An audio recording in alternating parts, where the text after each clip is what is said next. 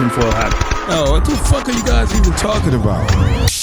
Global controls will have to be imposed, and a world governing body will be created to enforce them. Welcome to Tinfoil Hat. We go deep, homeboy. Aaron, open your mind. Drink from the fountain of knowledge. There's lizard people everywhere. That's some interdimensional shit. Wake up, Aaron. This is only the beginning. Dude, you just blew my mind. Are you ready to get your mind blown? Good morning, Swarm, and welcome to Tinfoil Hat. You know I am. You know what I'm here to do. I'm here to Rock! join me as always, Xavier Guerrero, and on the ones and twos, Jay Nice, Juicy Johnny, Johnny Woodard. All right, that's excitement right there, guys. We got a great show for you. We got Ola Wolny. Okay, Ola Wolny. Okay, it's a great episode. She goes super deep. Yes. I mean, I love it, dude. I know she gets in some astronomy, numerology, codes of the matrix. Dude, it is great. This is a great. The control apparatus of the matrix. It's the best. Real quick, go to samtripoli.com. Go to events and support my shows. Hollywood, California, I'm at the Comedy Store on the 11th. Then I'm in Morris Plains with Eddie Bravo and Xavier Guerrero on the 20th, the 21st, and the 22nd. We're in Broadbrook, and then in Kansas City on July 18th through the 20th. Anything else, guys? We just had Eddie Bravo on We Don't Smoke the Same, so head over there and go check that out. Okay. New Broken Sim, we get into the situation with Mark, our booker, who got in a little trouble on the last TFA, so check that out. Enjoy this episode. Drink from the fountain. All right, let's get into it. Very excited to have her on. She is a storyteller, and she represents and walks the path of the old feminine wisdom and alchemy. Please welcome Ola Wolny. How are you, Ola? Thank you so much for having me. I'm very good. Very happy to be here, guys, and be able to perhaps share some of the perspective from the bit of a folklore line, bit of mythology, bit of legends, ancient texts, as consolidated and as reviewed by, well, an ex-engineer. That's my background, that's my training, but I do not like to really see myself that way anymore. So you were an engineer. Are you still an engineer? Well, I'm afraid you probably cannot escape. You cannot escape that heritage. I'm trained in oil and gas. I spent, about 12, 13 years in oil and gas, and I spent a little bit in telecoms before. So by background, by training, by education, by the so-called matrix programming, I am an engineer. I am an oil and gas petroleum production engineer, and a little bit on the business side as well. So I would say that probably I happen to have, feet on the ground and be able to look at things in a more analytical, logical way, apply that as well. So a little bit of rational thinking, if you like, keeping it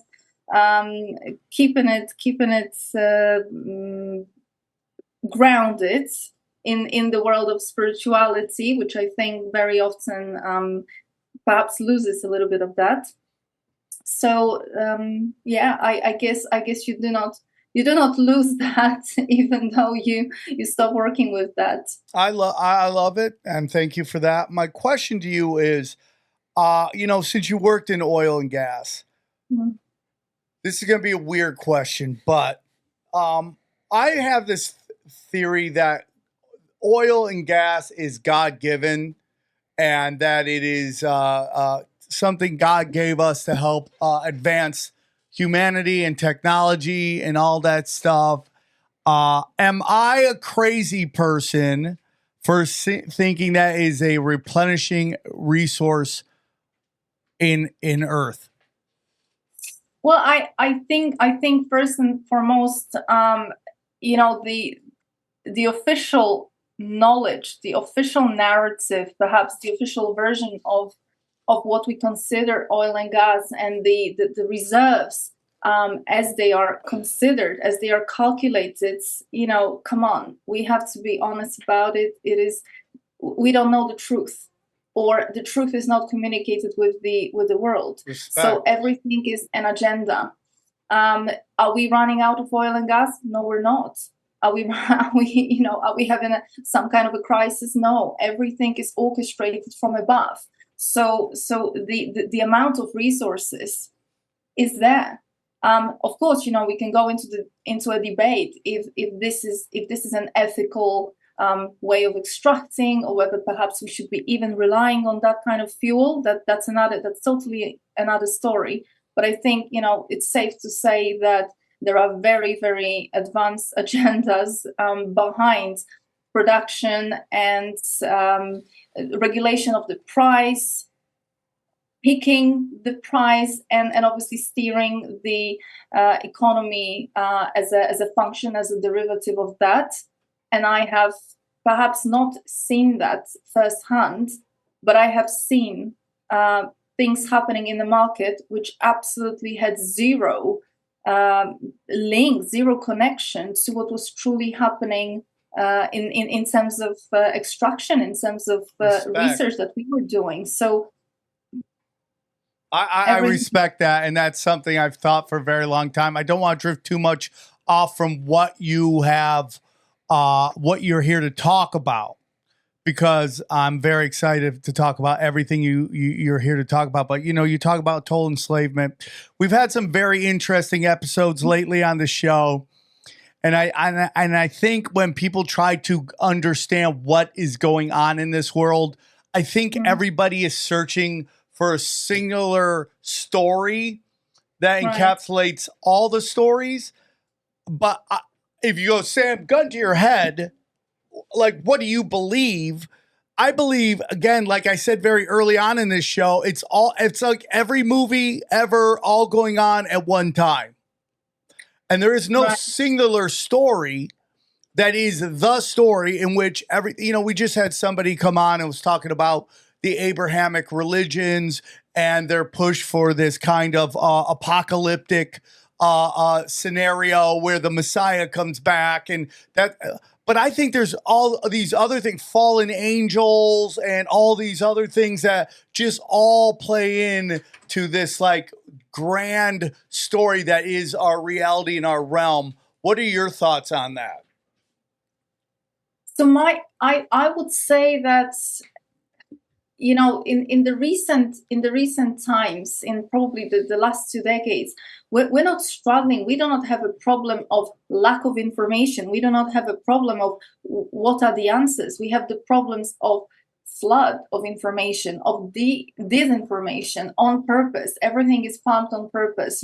People going down the rabbit's hole thinking that they are discovering something, whereas 3, 4, 5 years down the line they discovered that really they haven't moved anywhere that much. So this whole notion of keeping their attention and diverting and sort of redirecting it perhaps from something that they truly should be investigating, redirecting it into something that takes energy and perhaps doesn't really lead anywhere. We have a lot of people right now out there arguing about resets. We have a lot of people arguing about guys, I don't know if you've lost me. We hear you. Do you hear us? Man, they're just on to us, huh? Hold on. Sorry about that. We're going to try to bang this out and get it going. So let's get into it. I know we were talking about everything going on in the world right now, but I want to get more into codes of this matrix. Tell us a little bit about your thoughts on the codes of the matrix. Right. So well, this is a major topic, and I think this is one of the most important things to tackle, especially in the context of the New Age overtaking and the all these weird sort of schools of thought, philosophies, etc., which are just flooding right now the world, and obviously part of this misinformation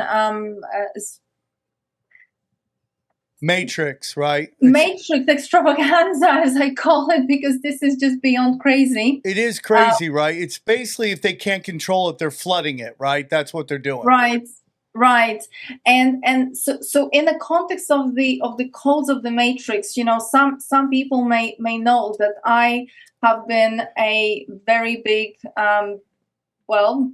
researcher, if you like, or someone who studies and looks deep into the astrology, numerology. I do not like to consider myself or call myself astrologer or numerologer or whatever other codes are out there, because that kind of gives it a little bit of a benevolent context where I specifically speak against these things, as in, not saying they don't work, they work very much. However, what they represent is very, very misunderstood.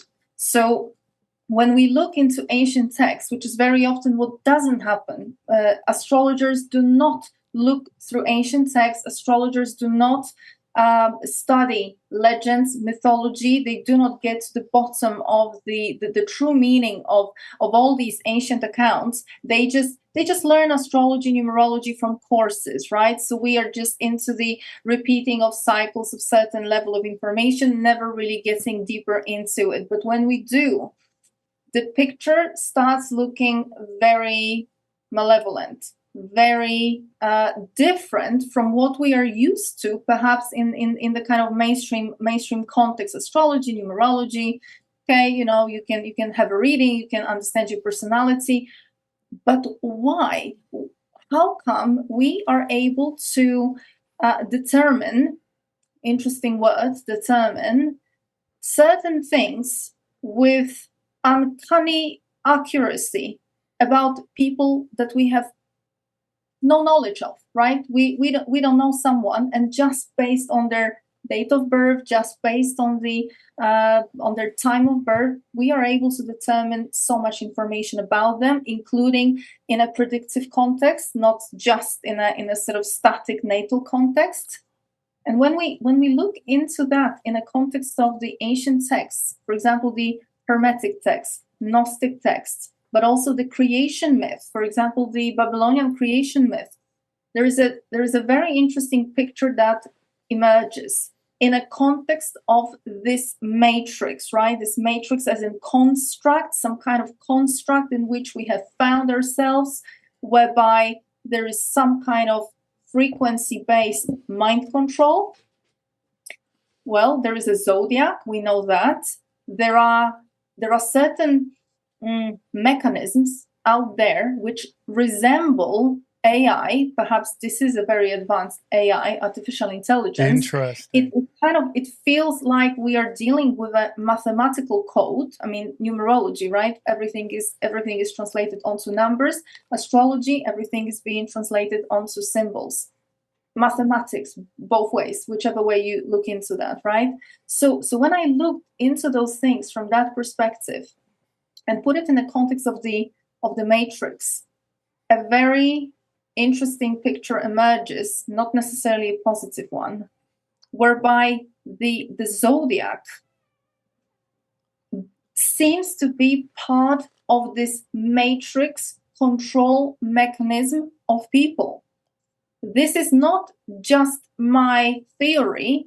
Ancient texts directly, specifically, very nice, very clear description in the Hermetic text. Corpus Hermeticum very nicely describes exactly how this has been done. This was done by the ones that we call the Anunnaki, by the ones that we call the whatever race we want to refer to them as, the invaders. So this was done by those that constructed this mechanism of control above us. And it is very clearly described. Reincarnation cycle, the reincarnation loop on Earth becomes part of this mechanism.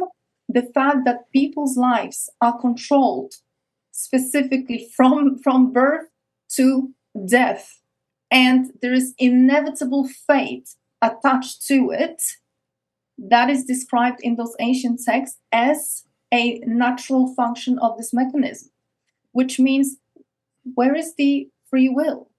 we have an illusion of a free will, whereas everything seems to be sort of wrapped into these matrix codes, as I call them. Astrology in itself is not a bad, it's like mathematics, right? Mathematics is not bad or good. It just is. It represents something. It allows us to interpret certain things. So does astrology, so does numerology. They become the languages, as I call them, of the matrix. So part of the work that I offer is interpretation of these codes, but not in a context of trying to sort of continue with the narrative that Earth is a school, that we have some lessons here, that we came here to learn. Not really. That's not what it looks like. I'm sorry, but that's not what it looks like. That's a pretty picture, new agey interpretation of certain inconvenient truths, but the truth seems to be a little bit more perhaps difficult to swallow, and it is much more based on control, much more based on tyranny, and specifically our lives being controlled, being influenced by certain mechanisms in the sky, zodiac being very much the structure of it, being the part of it, the moon playing a very important part. Pardon? I love this. I love all of this. I love it. Real quick, because you're on a good Sure. roll, but I want to ask you, does this make you believe in a simulation? That this is a computer program, and that that everything is binary, and we are. It's so funny. So that if you think everything's binary, this big push to non-binary is just like it kind of fits in. But so is your belief this is a simulation? I think we need to probably investigate a little bit what do we mean by a simulation.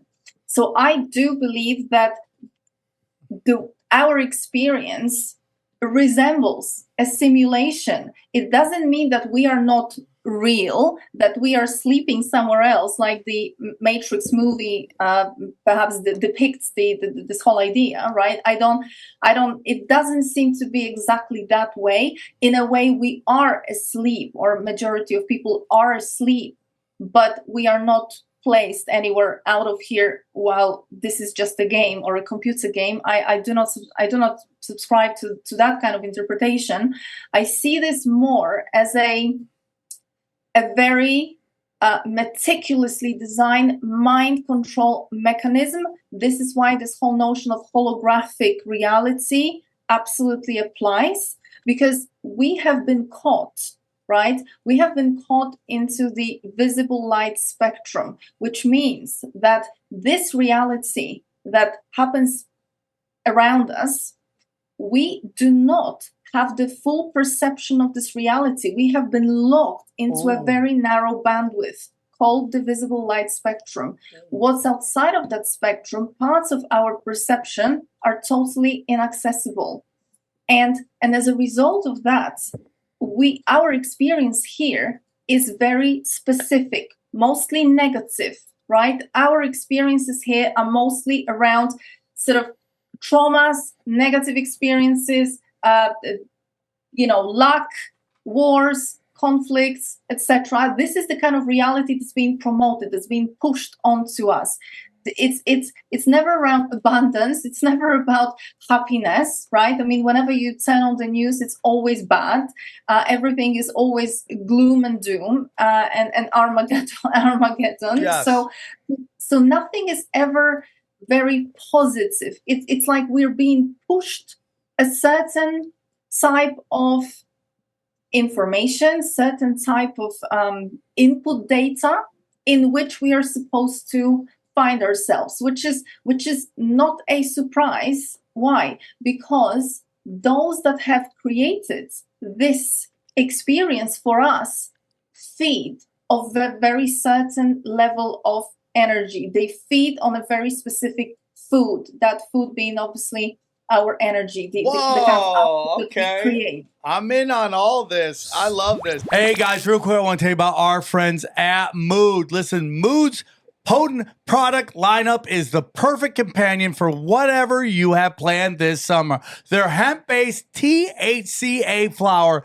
is the future of legal THC. Try it along with all of Mood's other amazing offerings like flower, gummies, vapes, and more. And for a limited time, Mood is giving our listeners a free THCA pre-roll and 20% off your first order. Just visit Hello Mood and use the code TINFOIL. Do you like Mood, bro? I love Mood. As a stoner of the group, I love Mood. I love the edibles. I love the pre-rolls. I love doing it right before Sam tells me to watch his documentary. Nothing better. A little bit of edibles before a little deep down the rabbit hole. Let's do it. All I gotta say is they got caramel. Dude, how crazy.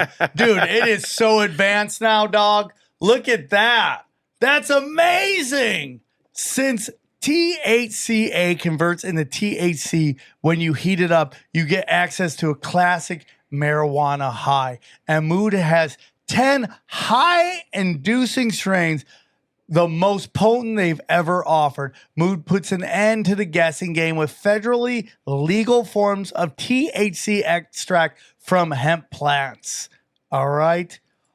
Look at that. Yeah, look at that. Cotton candy popcorn. Come on, dude. Is anyone working harder to make more advancements for your fun than our friends at Mood?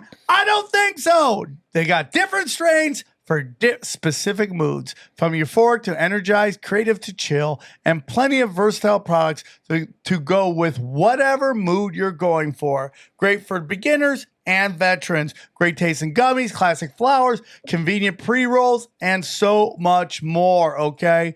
Add more relaxation to your summer plans with Mood. For a limited time only, get 20% off your first order and a free THCA pre-roll. Just go to HelloMood.com and use the promo code TINFOIL. That's Hello, MOOD.com, code TINFOIL for 20% off your order and a free THC pre-roll. Let's go. Do you believe in interdimensional? Because you keep saying Okay, we're that on a was the next bandwidth. question. Do you believe that, because when you're talking about all the negative, the horrors and all that, the horrors and all that stuff, do you believe that, like, because there's a lot of people talking about where, you know, we're in the lowest vibrational level of the Kali Yuga right now. We're going to be leaving this to a different kind of vibrational level, and, like, you know, a lot of people think, you know, lowest level of heaven, highest level of hell, that this is like the most dense material realm of all the realms. Do you believe any of that? So I think I would probably like to set some definitions and perhaps put something in context here so that we do not mix different terminology here. So Kali Yuga represents certain state overall, energetically, certain state of consciousness, but I wouldn't say that where we are now and the low level of experiences that we have been having for thousands and thousands of years are a result of Kali Yuga. I believe that Kali Yuga is more like a representation of certain overall energy, which is just not supportive, not very supportive for that leap in consciousness to happen. So as in, we have been, and mind you, you know, there are many accounts that seem to suggest that Kali Yuga has ended, including the Mayans, 2012. That suggests that Kali Yuga has ended. If we look into some of the ancient Vedic texts, they suggest around 2003, 2004, end of Kali Yuga. And of course, you know, I believe there is a mathematical error in the way we interpret the ages, the yugas, so that when they start going into, you know, millions of years, I'm not buying that. So I believe that in a context of ages, that is just not where we have been. This has not been the energy to perhaps strongly support a consciousness leap. However, it is different from the fact that we have been caught into this matrix. We have been caught into this mechanism whereby the ones that caught us here, I would say that they more used the fact that the age Kali Yuga, so the context, the consciousness context was such that it was easier, and the consciousness context is a derivative of certain cosmic energies that we find ourselves in.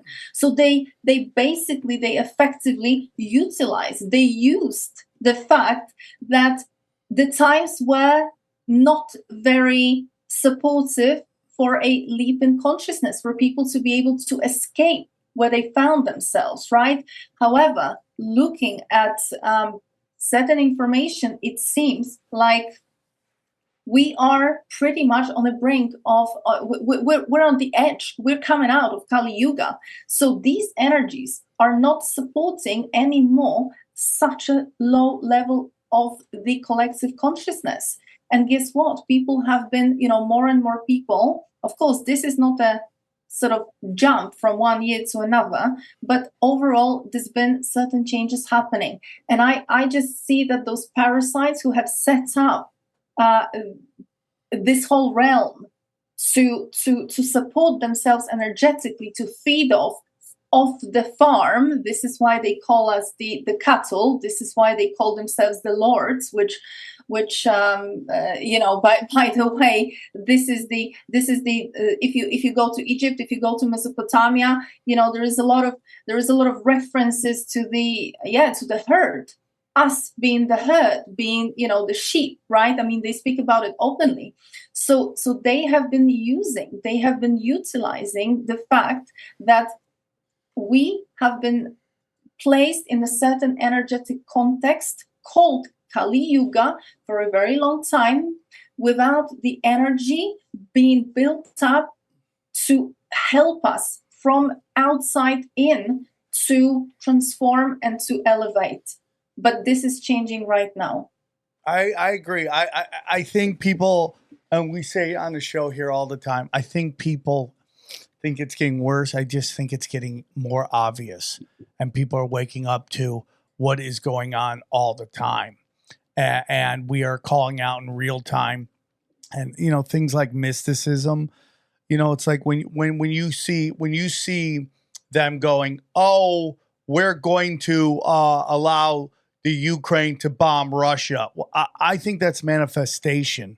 And because they have to play by these certain rules, and they have to get us to agree to allow them to do these things for some reason that is the occult. And they're just, I just think their tricks aren't working anymore. And we've wised up to where they are and where they're going and what they're trying to do. And I think they're very scared right now. And they're taking really dangerous, blatant moves in order to try to save their face. And I think it's going to blow up in their face even more. Absolutely. And I would just add to that, remember that it gets darkest right before the dawn. So right now, this is like, the last minutes of the last moments of this monster that's dying. That's basically there is nowhere to go here. There is nowhere to go from here. Certain energies have shifted. Certain energies have come in, and I talk about it a lot in most of the interviews that I give. Which, by the way, these energies that I'm talking about, they're measurable. There are institutes, there are universities out there that have picked up on influx of certain energies. These are cosmic energies, as well as energies seem to be coming from inside of the earth. That's measurable. Even though we're struggling with the scale on our instruments, our instruments are this energy is off the scale. So there is some kind of change, some kind of shift in the cosmic context, as above, so below. That kind of energy is being mirrored by energy coming in from, well, let's call it the lower world, underworld, inner earth, however we want to call it, which seems to be very, very supportive to the changes that are happening. And this is exactly why they are panicking. I mean, they are panicking. You see what is happening right now. Prophecies. There are ancient prophecies that are, by the indigenous people of different cultures, Cathars. All of these prophecies are specifically talking about the times now, the apocalypse. Even the Vatican confirmed that the apocalypse has commenced as of 2017. They have confirmed that then. Yeah, absolutely. Because the apocalypse describes certain celestial event. Specifically, apocalypse describes, if you start reading through, the paragraphs there, it describes an event where the Virgin, clothed with the sun and the crown of 12 stars above her head and the moon at her feet, and she was with a child. That's what you're gonna find in the apocalypse. That is a celestial event. When you analyze, when you sort of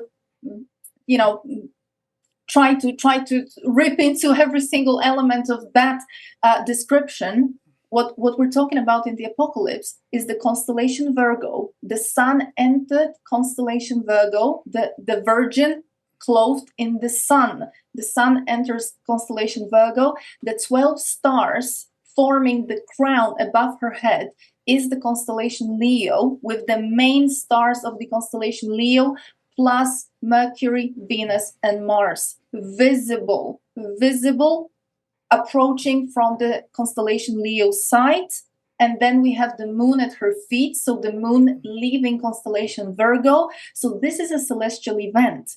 And this is not something, because you see, we are talking about alignment of a lot of celestial bodies in the same time to create such picture. This is not something that happens on regular basis. This is once in a in a very long time, and the time is now. That happened 2017 at the autumn equinox. So 23rd of September 2017, that celestial event took place. That is described in the apocalypse, and the Vatican at the time, that has been removed, because that has been removed, but they have confirmed that the sign as described in the apocalypse has occurred.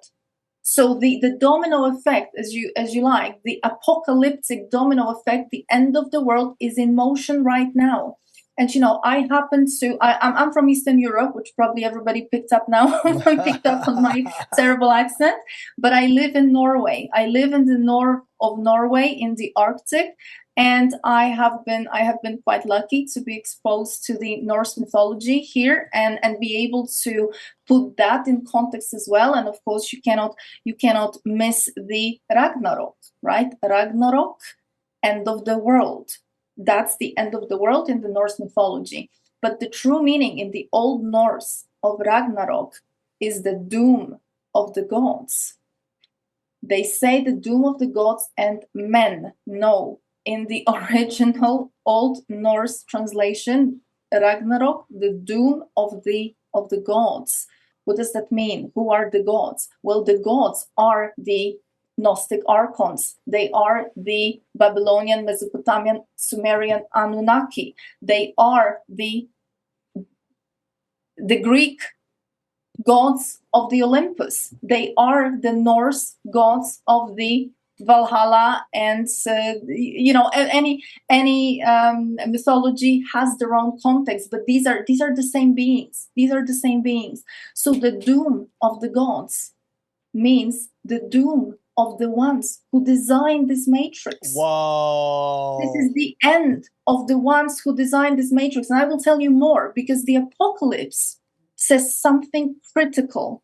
It says that there is a woman, the woman with the moon at her feet. And we need to understand that the moon has been part of the control mechanism. It is not a natural satellite.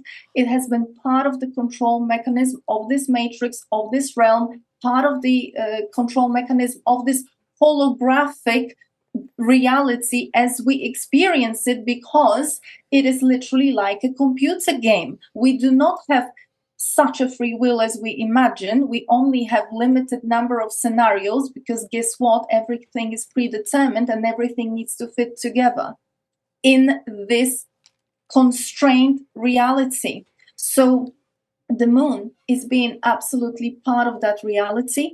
And when the woman takes the moon under her feet, which is, by the way, if you look into a lot of artwork from ancient times, if you look through artwork from the last hundreds of years, that specific picture with a woman and 12 stars above her head and the moon at her feet has been depicted for millennia. This is part of the prophecies. This actually predates apocalypse. We've known about it, or this has been prophesied before apocalypse has been sort of written down and included into the Bible, into the scriptures. So we know something very specific, that the moon loses grip, especially over women. Because as you know, a lot of women will be linking and sort of connecting with the moon, totally unaware that this is absolutely a malevolent body, not natural, and actually by design, our original connection is never with the moon. The moon is never feminine. The moon has never in any culture, and even up until now, if you look to etymology and if you look into a lot of languages, moon is masculine. It's not feminine, and it is not connected to women. This is part of the programming. So why is that critical? Because the moon loses its grip. Literally, this mechanism stops working. And in Ragnarok, in the description of Ragnarok, in Voluspa, in the texts here in the Norse mythology that we can access about it, Ragnarok starts from the snake that bites its own tail, Ouroboros, which is a symbol that's been overtaken, because originally it is actually a positive, it represents something very positive, but it has been hijacked, it has been overtaken by the archons in that context of what they have been using it for. That snake bites through its tail, and the circle that's Ouroboros normally creates obviously sort of opens up, it's destroyed. What is that a symbol of? It is the symbol of the zodiac, of the zodiacal circle above us, which means the zodiac, the codes of the matrix. Literally, this is a symbol of the matrix starting to fall apart. Matrix is starting to fall apart at Ragnarok, because this is the doom of the gods.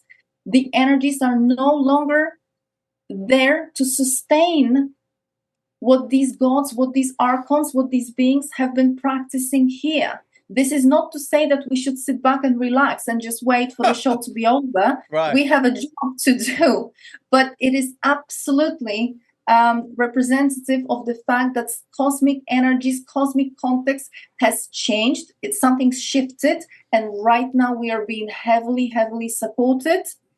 And you see, guess what? When we are being supported and when all these things are playing out, they are doing everything in their power. They're doing everything they can to redirect our attention and to stop us, to disconnect us from these energies by the means of intervention into our DNA.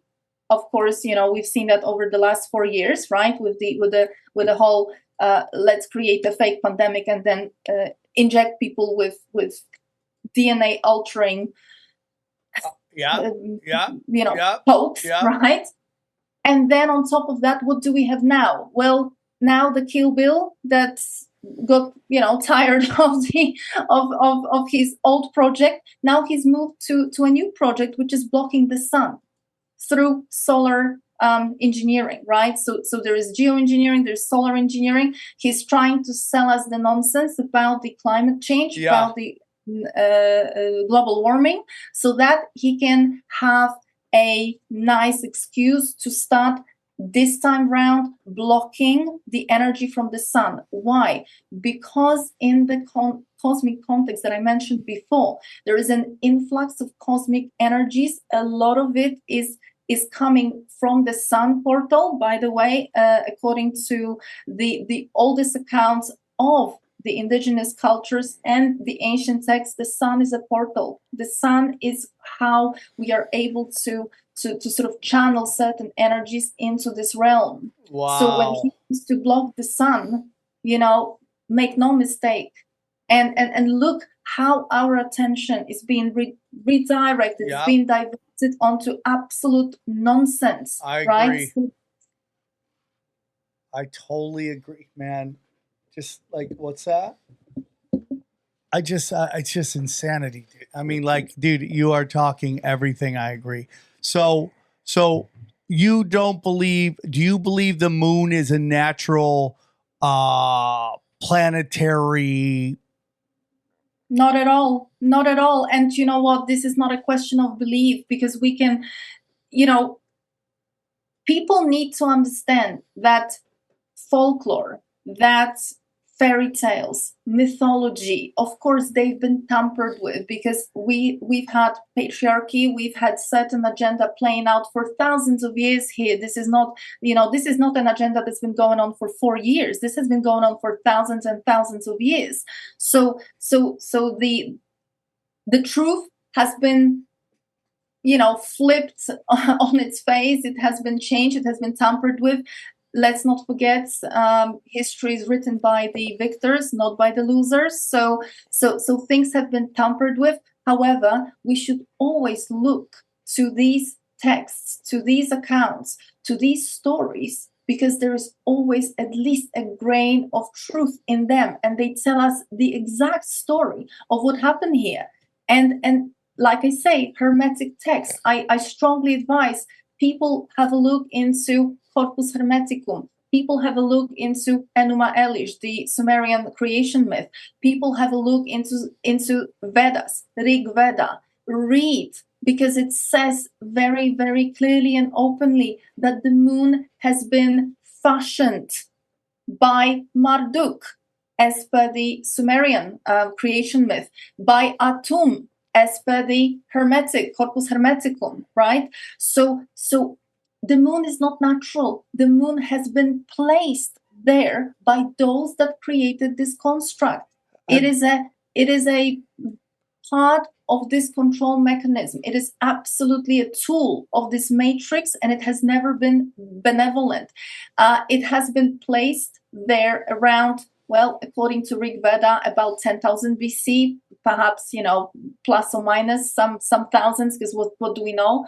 But it is specifically placed there as one of the last resorts to exert even heightened level of control onto specifically women, because it cuts women off our wide spectrum of alchemical capacities, which obviously, as of today, are mostly reduced to, getting pregnant, giving birth. And this is what we think that's all it is. That's all a woman is kind of naturally built to do. That's absolutely not true. There is so much more. And I'm talking alchemically. I'm not talking about any kind of nonsense rivalry or, competition between men and women, because this is absolute nonsense. It's another matrix agenda, together with the feminists and other nonsense. This is all controlled and steered from above. I'm talking about our natural capacity as women, because this is critical in the processes as they are unfolding right now, especially with these energy influxes that are coming in. There is a critical element that women needs to perform through their bodies, through the by the virtue of how we are constructed, on an energetic, spiritual, physical, hormonal, most of all level. That's where the alchemy happens. The alchemical processes that women are able to perform, they involve the hormonal system, which has been shut down. It's been reduced literally to the procreation abilities and procreation function, whereas natural capacity of women is creation, not just procreation. So there is so much more that women usually should be equipped to do.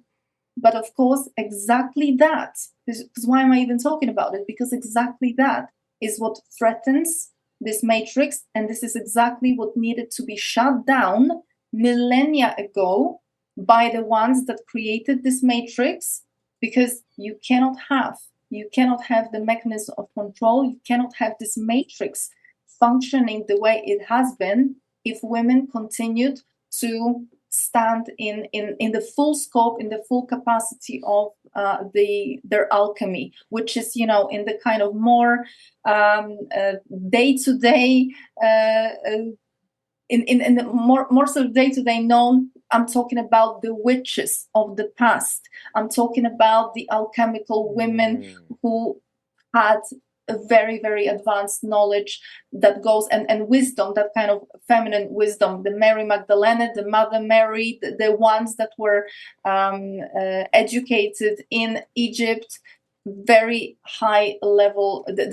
They would have attended the mystery schools in Egypt, so they would have been exposed to a very high level of alchemy, and they would have been naturally performing these processes. And this is big reason why this matrix has gone after women, why patriarchy was brought in, and why for millennia women have been on purpose discriminated against. They've been sort of pushed out of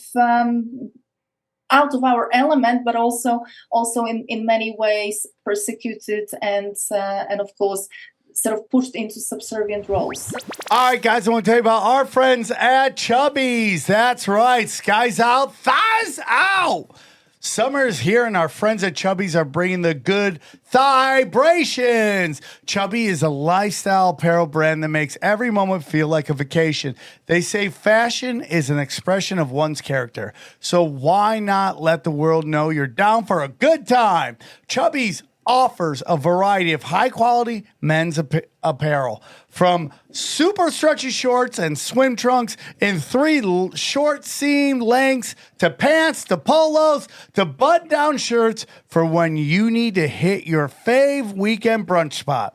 Embrace the spirit of endless summer with Chubby's, the ultimate destination for bold, vibrant, and outrageous comfortable clothing. For a limited time, Chubby's is giving our listeners 20% off your order with our exclusive code TINFOIL at Chubby's.com. That's right. Use the code TINFOIL at Chubby'sShorts.com. Pair the original stretch shorts with Chubby's lineup of Friday shirts, and now you're cooking with gas. From casual button-downs to retro-inspired prints, these shirts are perfect for kicking back with a cold one or hitting the town with friends. Got your new swimsuit lined up for summer? If not, check out their classic line swim collection. Chubby's swim trunks feature quick-dry 4-way stretch fabric, an elastic waistband, single zippered back pockets, and a built-in mesh boxer brief liner. Pockets on swimsuits, huge. Available in multiple inseams, these trunks offer vibrant colors and fun patterns for maximum beach-ready styles. So here's what we need you to do. Whether you're getting dressed for a work day, a workout, or a weekend getaway, Chubby's has you covered. For a limited time, Chubby's is giving our viewers 20% off your order with our code TINFOIL at Chubby'sShorts.com. That's code TINFOIL at Chubby'sShorts.com. Support our show and tell them we sent you. Don't blend in with the crowd. Stand out with Chubby's. That's Chubby'sShorts.com. Promo code TINFOIL. You know, if you read Behold the Pale Horse by Bill Cooper, he talks about this like war on women, where it was to turn them to emotional monkeys, basically, where they there's no logic. They just react to everything emotionally, which is what we're seeing today. So you know, the male and the masculine and the feminine work together. What is, in your view, and then we'll get to your question, but what is your view of the roles of men and women if it was in its proper place? So I would say that the roles of men and women, they are the same today as they have ever been. And please do not sort of look into it in a context of, provider versus woman who is home, sort of taking care of the home or anything like that. This is the matrix changing the kind of codes on our roles. And I don't even like the word roles, because it kind of sets us into often triggering kind of positions, right? But I like to talk about what have we been built to do? What are we built to do? What are we built and a to woman, do? pardon? Yeah, go on. What are men and what are women built to do? Male, masculine, feminine. Absolutely. So women are built physically, spiritually, energetically to perform full spectrum of alchemy. And alchemy includes, and this is quite critical, because we have to venture onto certain territories that might trigger people. A woman in her alchemy is the one that's responsible for resurrection. A woman in her alchemy is the one that's responsible for guiding whoever is dying, for guiding her man or whoever else as a shaman over to the so-called other side. But how? Because she, as a shaman, has the ability to guide people out of this matrix, so that you do not get lured back onto the reincarnation cycle of this matrix, back onto the earth, the loop, the infinite loop that the Hermetic texts describe. Women back in the day knew the way out of this matrix without being lured by this mechanism, without being lured into this infinite loop. A woman as a shaman would have been responsible for the sort of implosion of the soul, otherwise in shamanism later known as picking up fragmented pieces of the soul, right? Returning to wholeness. These were natural abilities of a woman that she would bestow upon the man as well. A woman was the one who performed the anointment. And in Hermetic texts, we hear, and in the Gospels, in the Gnostic Gospels, I think it was Gospel of Philip, if I remember correctly, or Thomas. The Gospel speaks specifically that the one who's been anointed by a woman can have everything. What does that mean? These are certain processes, and we can obviously go deeper into this.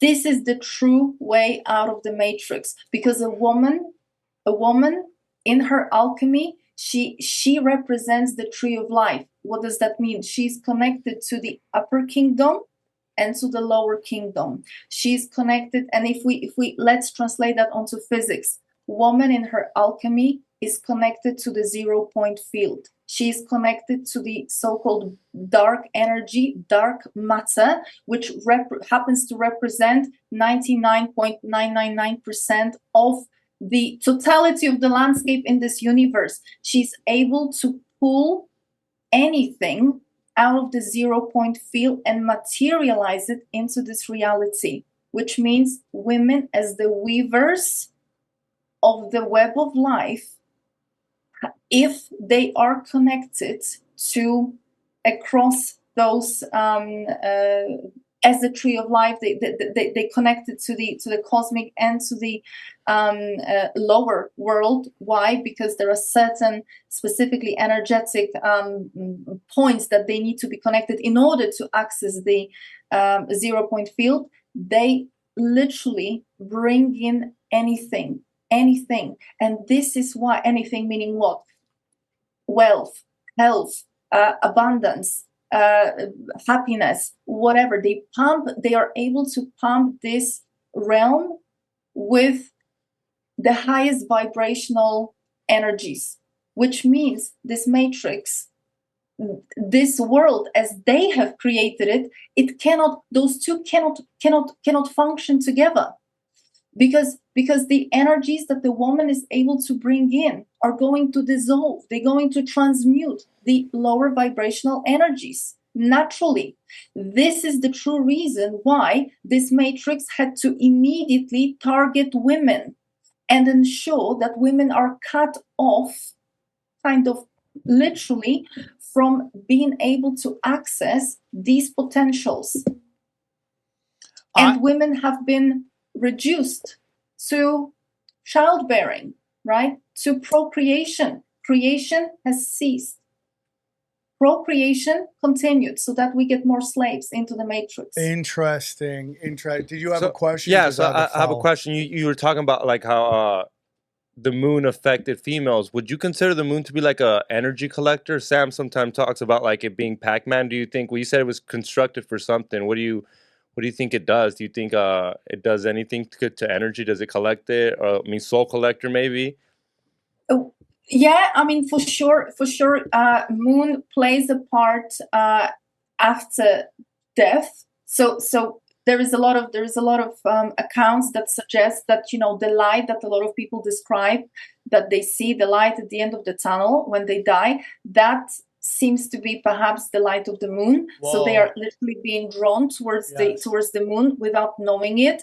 You know, I come from Poland, and we have these stories and legends. One of them, and maybe somebody will know, a legend about Jan Twardowski. This story goes that he basically, you know, back in the day, people were not that concerned with money. They were concerned with psychic powers. They were concerned with magic. That's what they wanted. That was the currency. So the story goes, he has made a pact with the devil, meaning with the archons, that they would give him access to certain magic or psychic powers.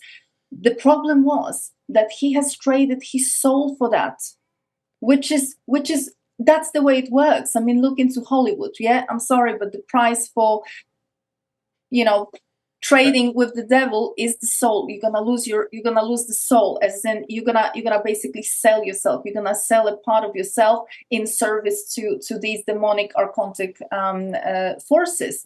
So he loses his soul in the process. And then the story goes that he meets a woman. He meets a woman called Mary. Mary, by the way, in alchemy is not a name, it's a title. Mary, the one who knows the secret of the Holy Grail. So he meets a woman, and the woman says to him, not everything is lost, okay? You have sold your soul, you have gotten some kind of deal with the devil, but you can trick the devil. You can get your soul back. But you have to first travel to the moon. You have to journey to the moon, because that's where your soul is. Isn't that interesting? Because these stories are not just stories. These stories contain the truth about this reality. These legends contain the truth about this reality. The moon, in the folk tradition of the Slavic nations, but not only, the moon has always been malevolent. You know, the moon, we say, where I come from, that the wolves howl at the moon, not because it's a full moon, but because the moon tried to howl, the wolves howl at the moon to scare it away, because they know that the moon steals the soul. Especially for women, it is very dangerous that women do not sort of make that connection with the moon. On a different level, the moon is part of this matrix mechanism, which is streaming certain frequencies upon our third eye, upon the antenna that we have. So this becomes the sort of receiving end, and the moon specifically is responsible for mind control as a part of this zodiac mechanism, as part of the sort of mechanism which works in conjunction with the functions that Saturn performs. So we have Saturn and the moon, the two of them very much in a tandem, responsible for that's the sort of brain that would have been the brain of the zodiac and the sort of construct, the mind control. Because of course, when I talk about mind control, I'm not just talking about the way mind control is understood sort of in a wider context, but I'm talking about the mind control as a function of the zodiac, as the function of the astrology numerology. So the fact that our choices or our options in life are quite limited, and we are following a certain scenario, we are playing out like a game. That's what the moon is partially responsible for. Apart from that, of course, on another level, the moon influences women. It influences the earth. It blocks some of the energies that come from the sun. It is a battle. They are in battle. Would you say the moon and the sun are in battle? The sun in all the cultures has been always seen and referred to as the feminine. It's been looked at as the portal, and the feminine do not fight. The feminine never enters a battle. The feminine does what she is designed to do. Whereas if there is any side effect of what it is designed to do, that might be some kind of effect onto the moon. So I wouldn't necessarily see it as a battle per se. I would say that sun does what it's designed to do, just like a woman. A woman should be doing what we are designed to do. We are not here to fight. That's, we leave that for the men to defend us, the men to protect us, the men to take care of us and create the right environment for us to feel safe, secure, so that we can enter into alchemy. So back to your question, what are the roles of men and women? The same with the sun. The sun's role as the feminine portal has nothing to do with sort of engaging into a battle or some kind of conflict with the moon. However, certainly the energies that the sun naturally should be conveying into this realm would have been hijacked, would have been blocked by, or would have been in some way tampered with by the presence of the moon. So the moon targets these energies. What kind of energies am I talking about? The energies that have been right now since 2017 measured and confirmed to be flooding this realm.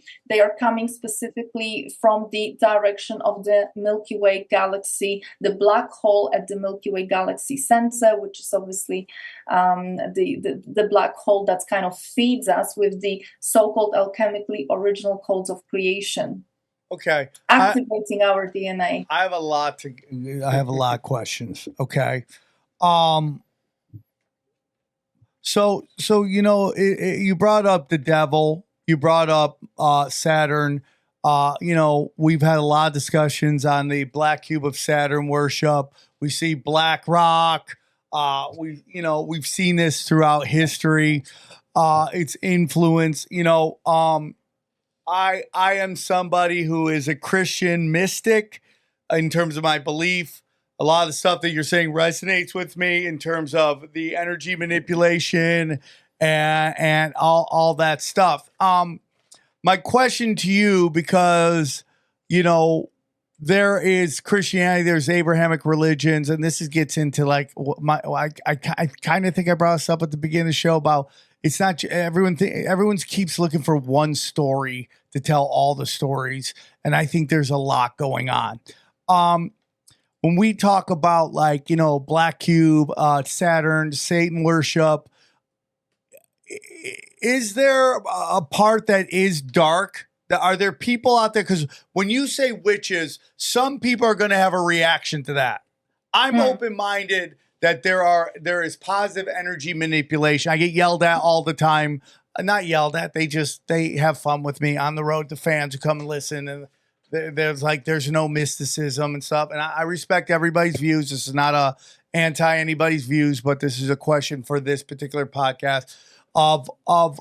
Is there dark magic, white magic, in your opinion? I mean, certainly the kind of witches that I'm referring to have nothing to do with any kind of magic, be it white or black. Alchemy is not magic. Alchemy is literally the capacity of a woman's hormonal system through the virtue of being able to produce certain secretions. these are natural processes. If we're talking black magic or white magic, then equally we should call childbirth also a black magic or white magic, or the fact that every month the woman menstruates, is that black magic? It is not. So I think we need to be very careful about how we understand certain terminology. So when I refer to witches of the past, I am not talking about any kind of women practicing some kind of weird magic or witchcraft as understood in a sort of modern context. I'm talking about women. By the way, the whole word witch comes from wisdom. Witch is the one who holds wisdom. And witch happens to be witch/shaman. That happens to be one of the alchemical aspect of every woman. So when I refer to women as witches, I refer to them through their alchemical aspect, which has nothing to do with magic. This is not magic. This is natural capacity. It's just that we have lost understanding and the whole sort of context of what a woman is able to do, what the woman is able to perform, not in some ritualistic context, but just as a function of our hormonal system, of our body. So I'm talking about literally very natural processes that women would have been engaged in, would have been naturally performing back in the days. I'm not talking about any kind of rituals. I'm not talking about any magic, black magic, white magic. Does that exist? Surely, because things get manipulated. That's when the mind also gets involved. Mind is the playground of the gods. So they absolutely love to pull out women out of their element and start using manipulation of the energy, not alchemy of the energy, not natural processes, but when women start manipulating, which is absolutely not what I'm talking about, and this is something that absolutely should not be done. Any level of manipulation immediately, unfortunately, is very, very destructive for a woman and for what she stands for. So this is not what I'm talking about. I'm not referring to any level of manipulation, any black magic or white magic, any love magic or anything like that. Absolutely not. By any chance, do you mean like maybe like how you hear people say womanly instinct, motherly instinct? Is that something, or is that a power you would say that is kind of like the moon messes absolutely. with? But you see, this is kind of reducing this whole interpretation, or perhaps this whole scope that I'm trying to describe, to literally procreation, motherly instinct. Women are mothers of the universes, not because they give birth to children, but because they give birth to everything. As in, they materialize because we have the womb, we have the Holy Grail, we have the portal inside of our womb, which happens to be the entrance into this realm. This is how you bring in a child into here. This is how you bring in a soul. You need a portal. And so a woman is able to materialize into this reality other things as well that we have lost knowledge of. We have lost these teachings. These teachings are now coming back, and I happen to come from a line of teachings and the Eastern Europe, where these things have been performed till very recently. So what's the example of that? For example, women would have, during war, during difficult times, there was always something to eat. There was no supermarket, there was no supply, there was no sort of supply chain and logistics involved. Of course, there was nowhere to get the food from. There was nowhere to make sure that things are provided. Yet women were able to do that, and they were doing that through their alchemy. This is not manifestation, because manifestation runs through the mind, through the head. This is alchemical process of birthing. Of course, we're not talking about literally physically birthing food, because some people might misunderstand. But this is a process where, in a sort of way, we were told as children that a woman just, whatever she covers with her skirt, do not look under the skirt.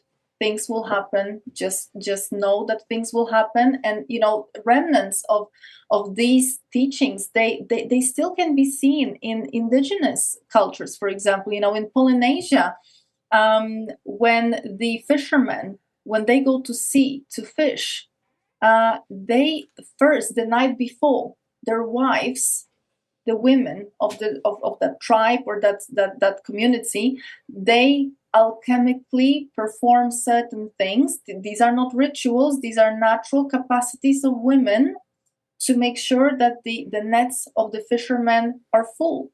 So when the fishermen go to sea the next day, they don't have to have super instruments to look where the fish can be found, or they do not have some super fishing spots to make sure that something is always there waiting for them. They just need to go out and throw the nets. Yeah. That's how it was done up until the 70s, 80s, even 90s, when we still held that wisdom, when we still had it. So you see, this goes way beyond the kind of mothering. This goes into a woman being able to literally weave this reality in the way that you want, and not in the way that Matrix has provided you with a scenario, which is their scenario of the gods, which always involves some level of misery and negativity, negative experiences, and overall not a positive type of life. Okay, what do the masculine men have a role in anything? Absolutely, they have a role, and like I say, the men's role is to defend, is to protect. The men's role is to also provide a certain conditions for the woman, and by that I don't mean material conditions. I mean because if a woman is alchemical, she's going to bring in the abundance for you through her alchemy. She's going to. That's why you have the saying, behind every successful man stands a woman, and that saying is not 10 years old. That saying goes back hundreds of years, and probably the word successful was at the time replaced with something else, right? Successful is kind of more modern. So behind every man, behind every king was a queen. Every king needed a consort to make sure that the land wasn't barren, that the wells didn't dry up, right? The Celtic lore and the legends of the King Arthur and his knights, etc. When the well maidens were raped, these are not stories. We need to stop looking at these as some kind of entertainment stories, or stories written for children. There is a very deep alchemical message hidden in that. So men's role is to make sure that the woman is protected, is taken care of, is defended if needed, literally, physically, so that she can walk this world, she can walk through her life unharmed, free, without sort of needing to worry about her survival, or worry about being violated, so that she can activate her alchemy. Because if she activates her alchemy, that man and that family is taken care of. Okay. You said something maybe I misunderstood, but when you said birth another slave, is that what did you say that line, and what did you mean by that? Well, I meant that, women back in the day, so think about it, right? If you look into the nature, no other mammal or animal our size is in heat or has the capacity to become pregnant 13 times a year. Look at the zebras, look at the lions, look at the other ones, right? That happens once a year for about our size, right? But a woman is like an incubator. 13 times a year, we are ready to get pregnant. Why is that? Because that's not nature. This is not nature. And I will tell you more. When we go back in time, women would control their own cycles. They would not be menstruating every month, every 28 days, which is that is taken over by the moon. This is the moon control over a woman. Women would decide for themselves, and even up until the 70s, 80s, in some remote places, in some cultures that were perhaps a little bit away from the civilization, women continue to be able to control that, literally up until 40, 30, 50 years ago.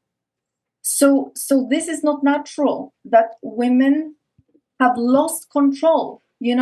First of all, look even at the fact that for animals, when they are in heat, that's the time when they know that they can procreate, they can get pregnant, and they can sort of continue the line, right? But with women, it's the opposite. We actually don't exactly know. It is not very clear when that exposure point, when that time, I mean, of course, it's about 14 days, it's somewhere in the middle, but actually if, this is not very clear. This is why we have so many women, not being really able to control the process, falling pregnant without actually wanting to or planning to. Part of design, but not by us, part of the design by the archons. So why would you go so against the nature and keep women, sort of take away that ability from a woman to control such a natural cycle for her? So she loses the ability to have that control. Why? Well, you gotta answer, right? That's this matrix needs slaves. We are back to slaves who are here to perform, to sort of take part in the game.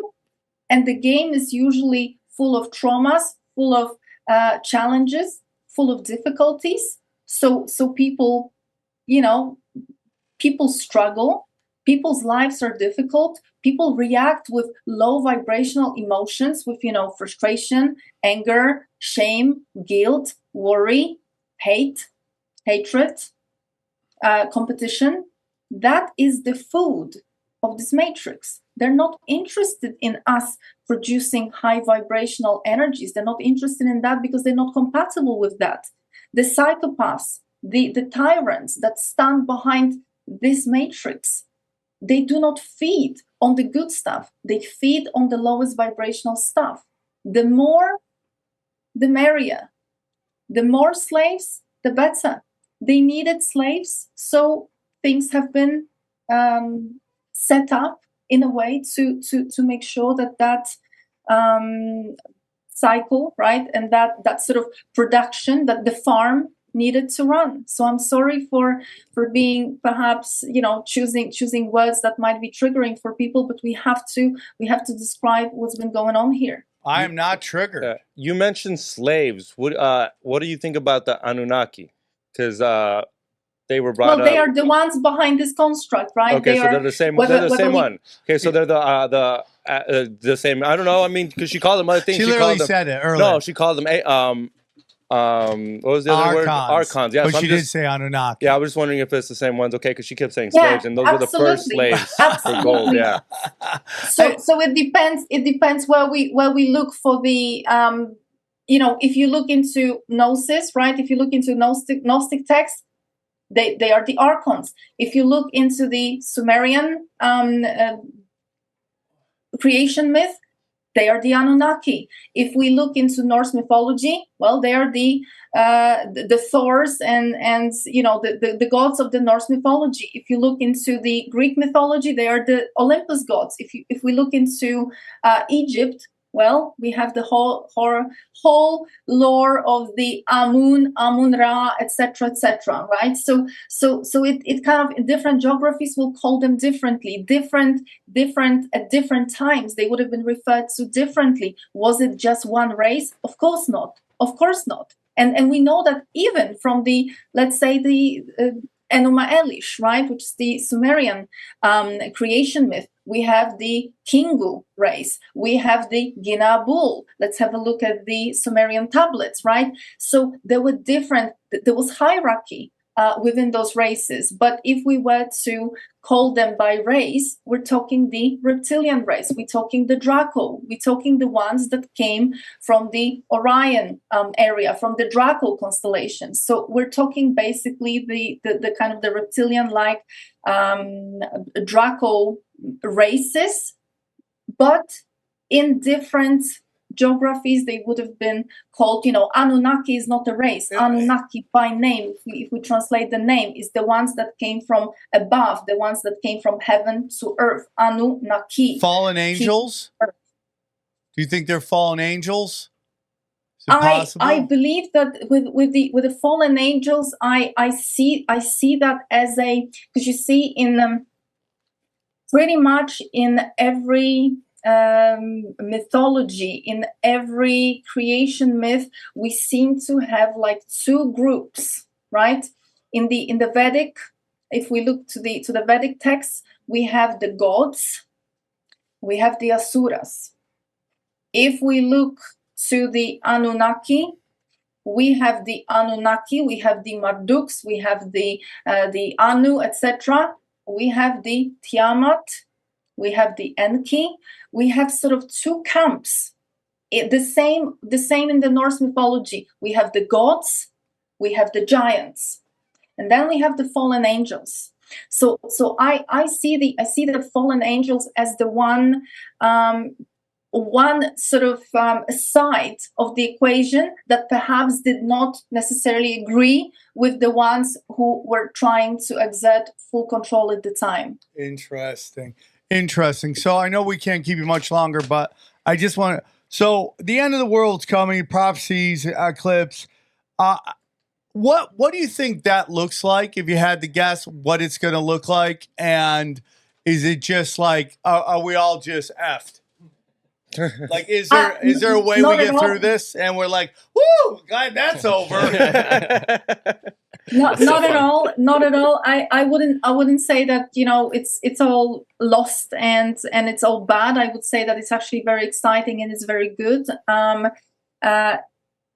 Again, let me go back to the Norse mythology, Ragnarok, doom of the gods. I mean, don't we want that, right? Don't we want this world to end, as in not the whole world. Let's not worry about that. This is not about literally the whole planet or whatever we are sort of collapsing. We're talking about the end of the world as we know it, the end of this matrix. That's what we're going for here. This is what the prophecies are saying, and it's not just the apocalypse. This is the prophecies of the rainbow warriors, the Hopi, the sort of two timeline.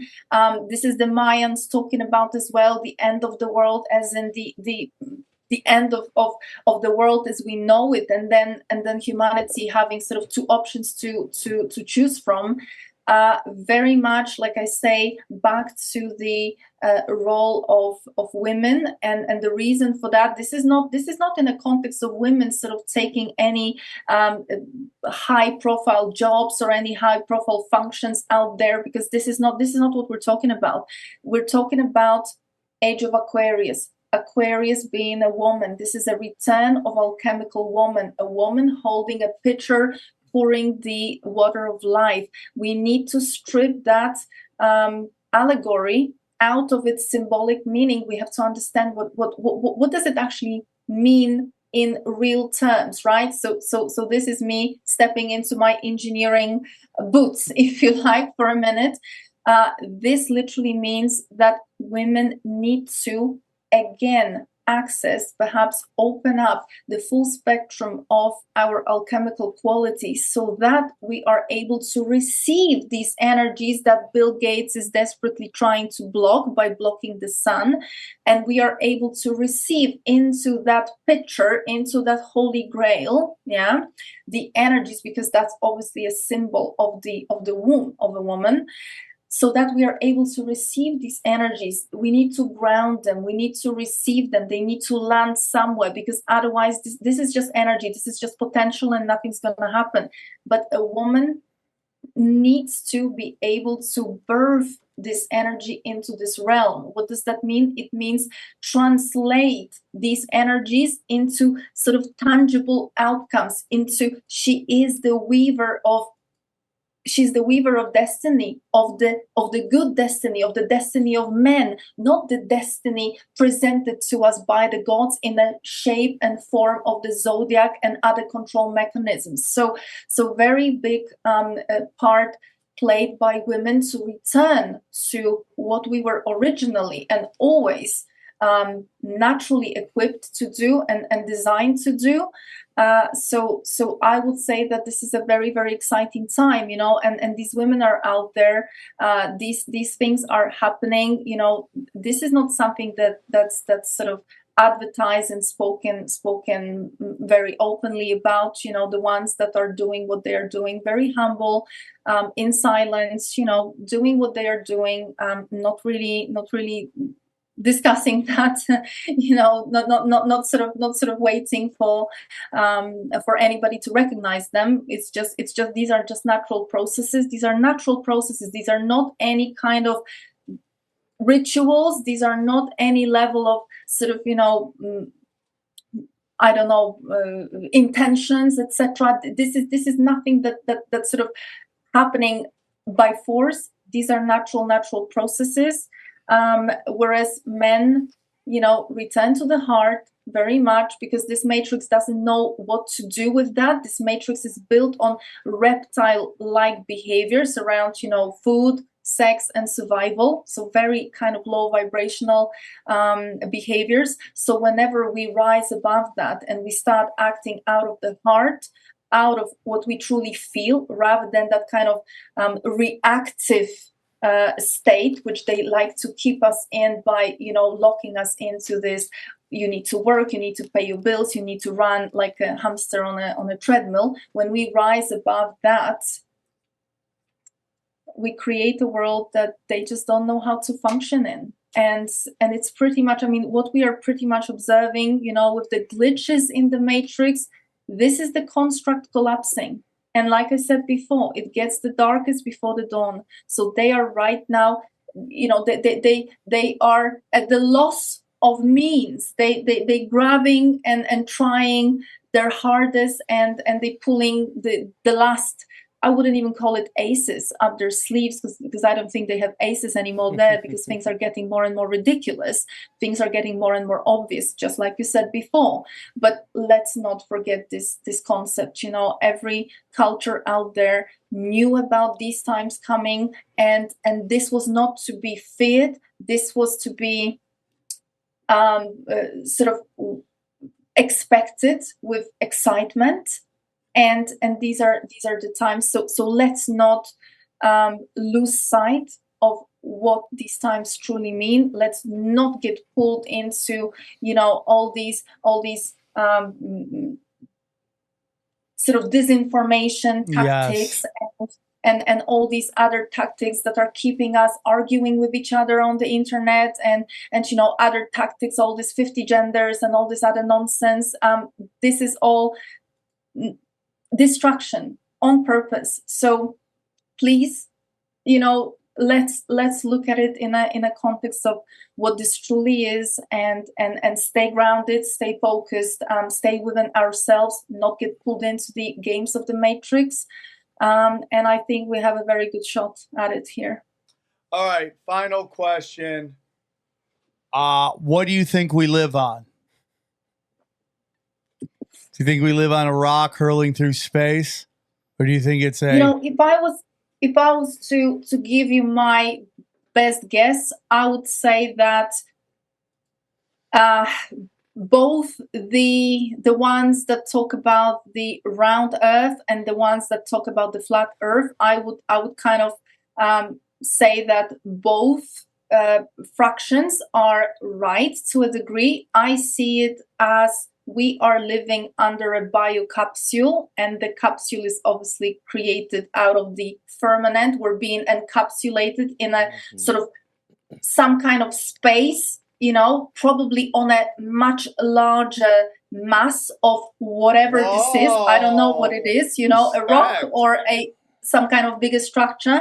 I believe that, for that reason, kind of both sides have a bit of, they write in their own context.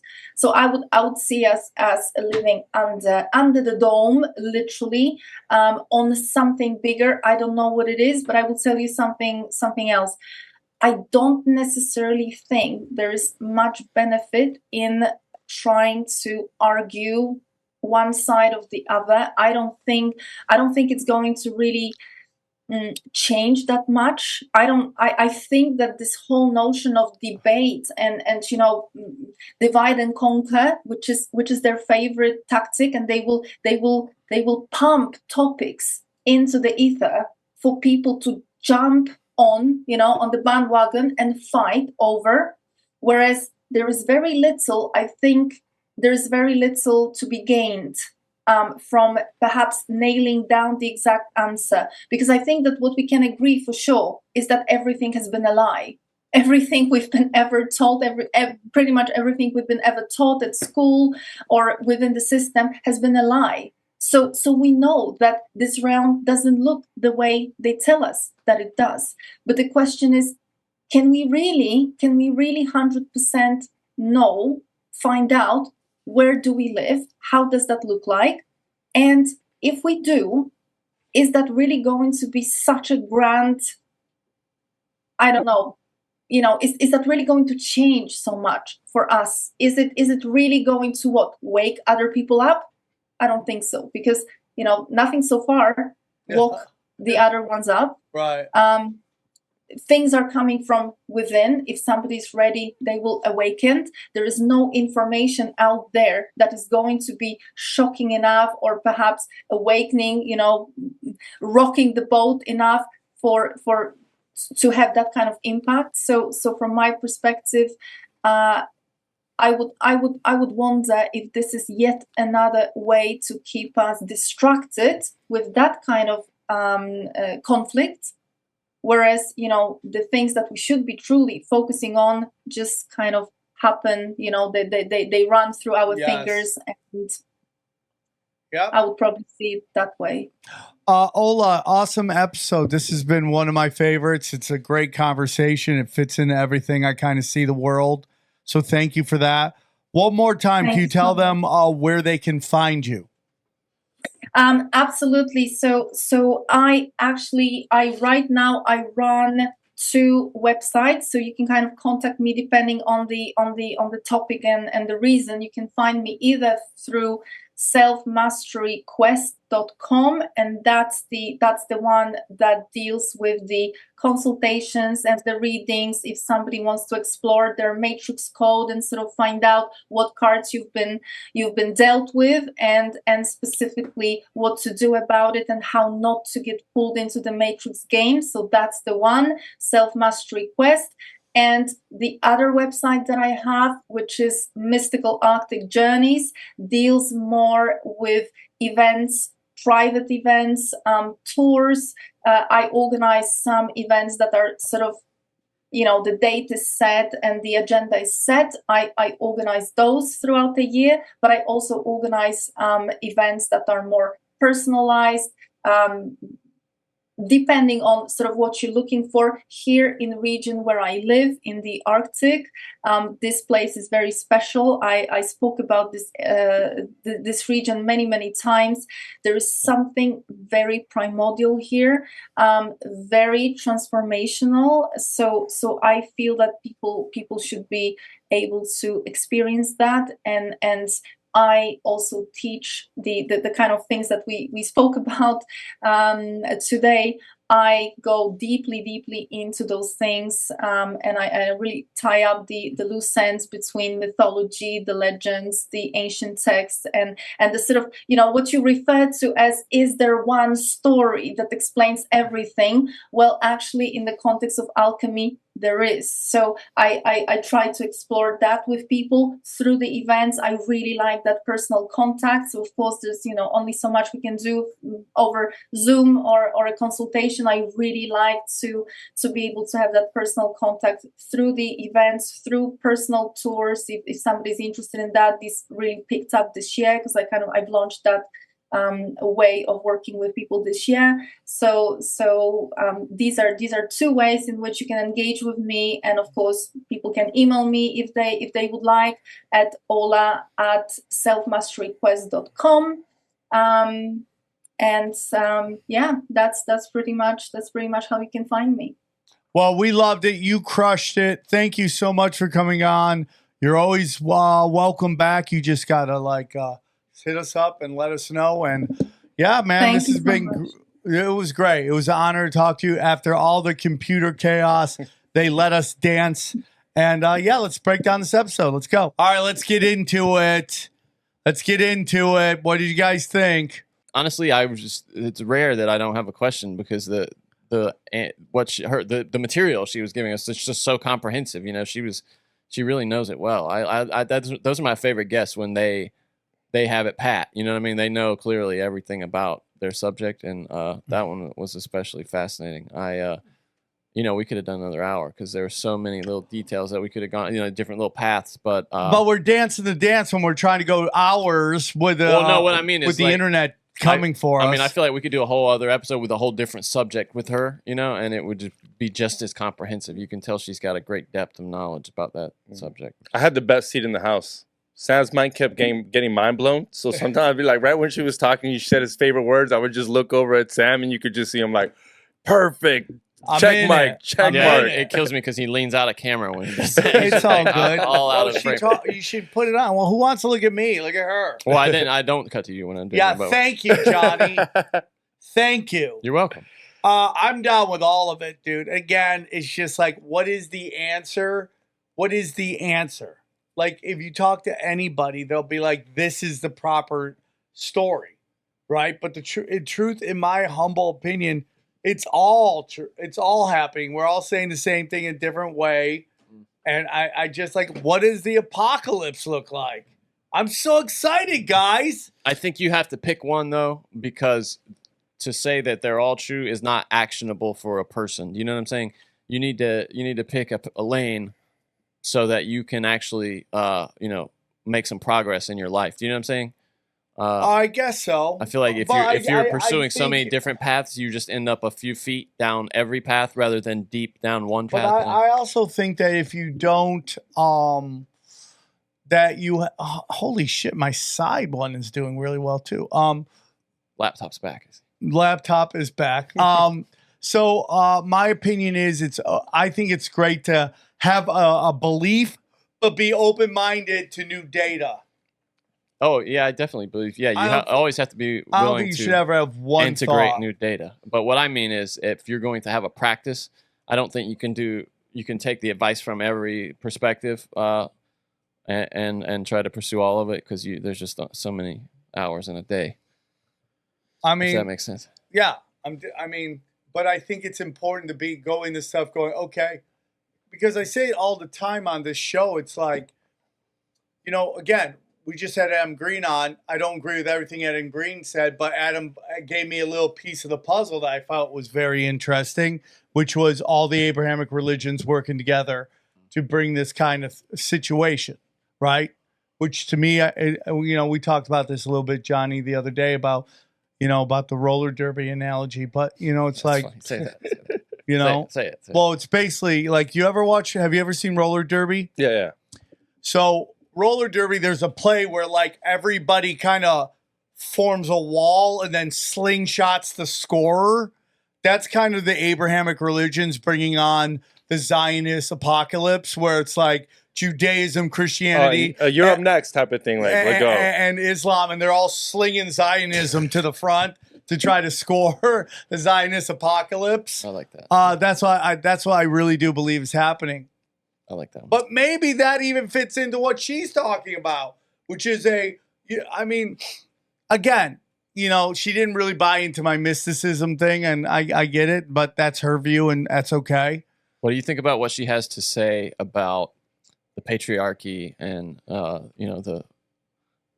women are deluded into thinking that childbirth is well, it's not even childbirth now. Now, like, they're not having kids. So, like, what are their roles? but that's what I'm saying. What do you think about what she's saying, though? Is that that through history that women have been kind of limited to this role as I don't.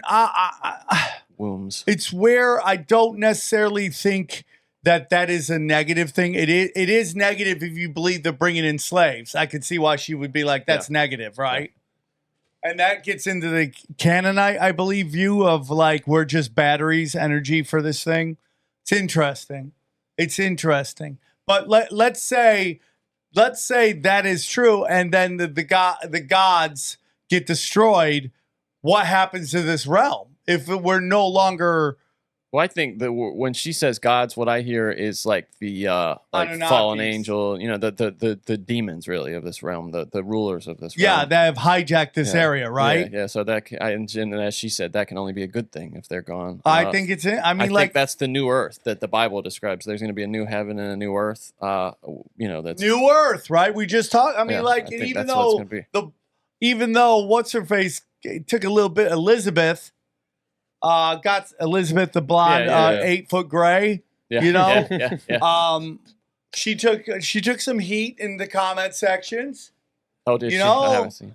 But she said the same thing from a different way. It's that's true, that's all I'm saying, dude. Is that it's not one thing. It's different ways of getting to the same place. It's tough, isn't it? I feel like we're in a dark room in this reality, and every guest we have on has a flashlight just pointed in one direction. Yes. You know what I mean? Yeah. So we're getting their little slice of what's in this room. But that doesn't mean the slice isn't right. No. It's just what they're seeing through that slice, and then somebody else comes out with another flashlight, another angle, and we have to kind of learn to integrate all of this and find something that we can use. Like what you like, keep what you like, leave what you don't. Yeah. That's tinfoil hat. That's biblical. That's a biblical approach, too. That is tinfoil hat. It is the MMA of news. Keep what you like. Bruce Lee that shit. Keep what you like. Leave what you don't. Yeah. See if an episode you can get a piece of the puzzle that fits. And honestly, I hope and wish you're all right that we're literally in the apocalypse. Because it's not that. I mean, I'm sure there's some people that their apocalypse is horrible right now, but if this is the apocalypse, it's not that bad. At least for in my life, because I was expecting some real chaos during the apocalypse, but if it's happening, can't be mad at it. All right. Well, this is a great episode. Go to samtripoli.com. Check out our. We got some new affiliate. Oh yeah, go to samtripoli.com. Dates. Go up. Oh yeah. Tonight, we will be celebrating Felipe Esparza's birthday live at the Comedy Chaos. Come out, celebrate his birthday. It's on the 11th. We got a great lineup for you, full of good friends. We're going to be probably taking off the next month, which I'm okay with. Maybe, I don't know. We're in discussions right now at the Comedy Store. The Comedy Store has some fun, great shows coming up, and they're just doing this new stuff. So glad to be a part of it. Then we'll be the 21st. Actually, if everything goes, we might be on the 20th. Thursday, yes, that Thursday. We might be on the 20th with at least me and Xavier Guerrero plus all my favorites out of New York. So the 20th, I'll put that up there. The 21st, we got Eddie Bravo flying in to do a show. The Prophet Eddie Bravo. So he'll be there. We'll do stand-up and then a tinfoil hat. And then the following night, Broadbrook. Grab your ticket. If you're coming to that show, grab your tickets, please. Last time it sold out. Last time it sold out. Grab your tickets. Farmers, come back. Come back. Oh, the Meet 22nd. with us. I'll be seeing Willie Nelson and Bob Dylan on the 22nd. Oh, Johnny, sorry for you to miss out on the greatness. Well, I'll be in a whole different Kansas City on the 17th, 18th. July 18th through the 20th. I'm still working on other dates, other places. Let's go. Anything else? Oh, yeah. Dude, had a great conversation about the next episode of Tinfoil Hat. By the way, that episode right there, that issue right there, they think they're going to discontinue it. Oh, chaos. What? No, this issue, this particular, excuse me, this particular cover might be You saying like a discontinued. limited edition kind of thing? So? Yeah, because some people think the guy's making love to the bear. Oh, I see. Yeah, it does. You His can't hands see it down- once his you see hands- I know, His hands down by the side. and that was not my choice. And I have let the guys know who did a great job on this. I do not want parents to have to worry about that shit. That makes sense. No, that 100% makes sense. I get why. I don't want them to go, oh, why is that in there? Well, did they reply to that? Did they say, "Oh, sorry"? Or No, but it was about a joke in the next issue that I didn't think was appropriate for. And they're great. They're doing a great job. We're very blessed. Oh, it's beautiful. The art's beautiful. Yeah, we're talking about it. They're doing a great job. This is not a negative nanny Sammy or anything like that. I've just expressed I do not want parents to have to worry about hidden dicks and stuff like that. hidden shit in this. Like when my daughters turn on YouTube, I go, what is YouTube trying to pump into their heads? I don't want parents to have to worry about that. I do think based on the episode we had today, I might integrate it into this next episode. So before that's it. So you don't like those little jokes where sometimes they're meant for adults in cartoon shows? You get what I mean? Sometimes you don't like that. You're trying to cut that at all. I don't know. I don't know if I want that in this. I want parents to be like, our kids can watch this and not have to worry about I it. 100% agree because I've seen like SpongeBob. I was like, oh, that was meant for adults. Yeah, and though that that ends up becoming a slippery slope where you just keep trying to put. And next thing you know, you're doing transgender shit. Yeah, okay, that makes sense. Yeah. So go to Comedy Chaos, grab that cover while you can. Premium content. Sam Tripoli adding stuff every day. Go up. Go up. Premium content, $8. Get all the premium content I do. SamTripoli.com. I'm putting up 3 episodes there. I'm going to do one tonight. And then we got Rockfin. It's a great place to $15 for everybody. Okay, $50 for everybody. Cash Daddies crushing it right now. Right, Patreon.com/Cash Daddies. And guys, if I'm constantly going to keep adding new affiliates. These are people you need. Our good friends at Buy Golden's Wise Wolf. Go SamTripoli.gold. Use the promo code Tinfoil. Get into that wolf pack, as we always say, man. Precious metals at 50 as little as $50 a month. Then we also go back. We got Ripe Technologies that get your energies right. Check that out. Then go back. We got AquaCure. Our good friends you gotta get your hydrogen back in AquaCure model hydrogen brown gas. Grab that. And then dude, I listen, I might be starting my own line of supplements. Oh shit. Some Sam Tripoli tinfoil hat supplements. I'll keep Nice. you. Yeah. About time we made our own shit. Let's do it. I mean, okay. Yeah, I'm in it. Go back up. So go to Chemical Body, chemicalfreebody.com. Dude, dude, gut health, toxic health, alpha energy. That is my jam. I do it every day. I love it. I can't recommend enough. It gives me the power to rock. And then our good friends Joel Staley over there, getting in shape. When I listened to him, I got in shape. Gonna go back to him. Gotta go back. I get in shape. Daddy's ready to rock, bro. Getting taps in jiu-jitsu. Let's go. And then for some reason, go. Okay, I gotta ask them about that. How come my thing isn't working? All right. So that's it. Anything else, guys? Actually, go check out We Don't Smoke the Same. We just had Eddie Bravo. Eddie Bravo snap. came on We Don't Smoke the Same, and he snap. promoted his Propan. So Living we went dangerous. deep down the rabbit hole with stoners. And so we talked the issue. Mark got in a little trouble. We talked about that on Broken Simulation. Yeah, we go. It's pretty funny. I highly recommend it. And I'm Broken Sim's been fire lately. It's yeah, hot. we've been It's doing really hot. well. And I'm It's at Johnny Woodard on Twitter. A top 200 comedy podcast. I'm on Apple, so you know that's not easy. Yeah, top 190, really. We should say. Yeah, I got in the top 180. Yeah, it was like 160 something a couple Yeah, weeks ago. yeah. All right, enjoy these highlights. Here's a clip from the latest Broken Sim. Marjorie Taylor Greene. This is the getting best. Into it with this woman called. Didn't we play this Represent. already? We did not. No, this was the week we didn't. Unbelievable, record. dude. I'm just curious, just to better understand your ruling. If someone on this committee then starts talking about somebody's bleach blonde, bad built butch body, that would not be engaging in personalities, correct? A what now? He didn't hear. Chairman, I make a motion to strike those words. I don't think that's Hold on. I'm trying to find clarification on what quality. Chairman, motion to strike those I had no idea words. what you just said.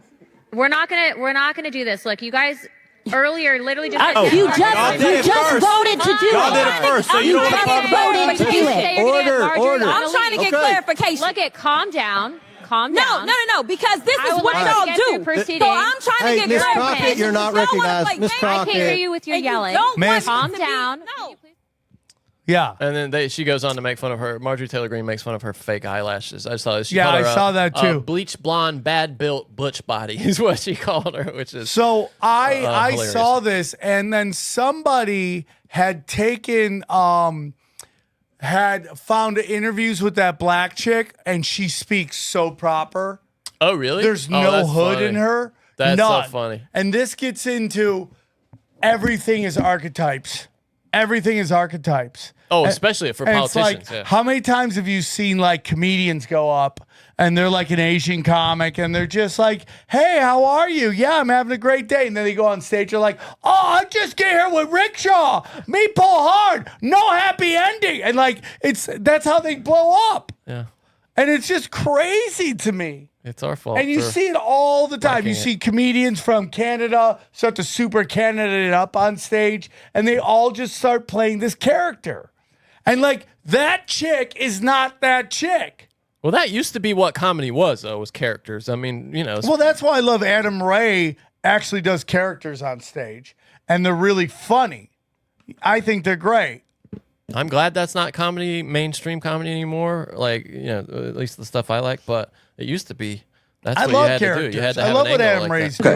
doing. Miss Green agrees to strike her words. I believe she Chair should recognizes- apologize. No, Perry, she should okay, hold apologize. on. Then after Mr. Perry's going to be recognized, then Miss Green I'm not has 4 minutes and apologizing. 21 Well, seconds. then you're not striking your words. I am Mr. not Perry. apologizing. Now let's go. Come on, guys. Why don't you debate me? Mr. Chairman, the minority. pretty self-evident. You're not. Yeah, you're out not. of order. You don't have enough You're out of order. intelligence. Chair recognizes Mr. Perry. Okay, move to strike the. I move to strike the lady's words. I would like order. The lady's words again. That's 2 requests to strike. That's 2 requests to strike. Oh, they cannot take the There's words. another motion to strike her words again. Please. All right, get okay, your here's members the of women correct, in government? the correct Is this part. what you want? Miss Green, comes you in asked with his- unanimous. Oh, no, baby You girl- agreed to baby unanimous girl. consent to Baby strike your girl. words. This guy has no. I repeat again no for the control second over this time. Yes, I'll All strike right. my words, That- but I'm not all right. apologizing. Without objection. So and then there's a little more. How dare you yes, attack here we the go. physical Lady appearance of will another suspend. person? Are your Move feelings hurt? her words down. Aw. Oh, girl, baby girl. Oh, really? She's Don't so even phony. play, Baby She's girl, We're I gonna, don't we are going to move, and we're going to take your words down. Thank you very much. How dare you? Oh, baby girl. Oh, baby girl. Baby girl. She's she's playing this character. Yes. They're like, she was just a bartender. She owned the bar. And the thing that started all this, I think she talked about her fake eyelashes. Marjorie Taylor Greene talked about her fake eyelashes. The other. Yeah, the other woman, they all suck. AOC. They all suck. suck. This is an old video that just came across my feed recently. Did you see? So this was something that happened a while ago, but they just got the footage of it like more recently. I still think it's a little bit old. Of this Amazon driver, right? He's hard of hearing in one ear and ended up straddled over the train tracks. Look what it does to his intense car, bro. footage released today from Wisconsin, an Amazon delivery truck being cut in half by an oncoming Amtrak train resurfaces. guy. The He has no incident idea. occurred in November of He's fine. It doesn't 2021. happen. The He's intense fine. video shows the moment driver Alexander Evans narrowly misses being at that, hit. bro. Evans is deaf in his left whole ear and back says of he the did van is not hear the gone. train's He's- horn, he's 6 adding inches there from were no being warning lights or obliterated. signs signaling the train coming. Miraculously, How is there no Evans warning walked of the away train? with Oh, it's just one of those minor with a sign. injuries.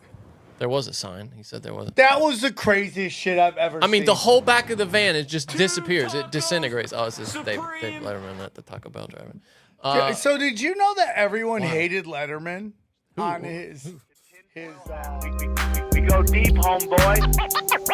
Aaron, open your mind.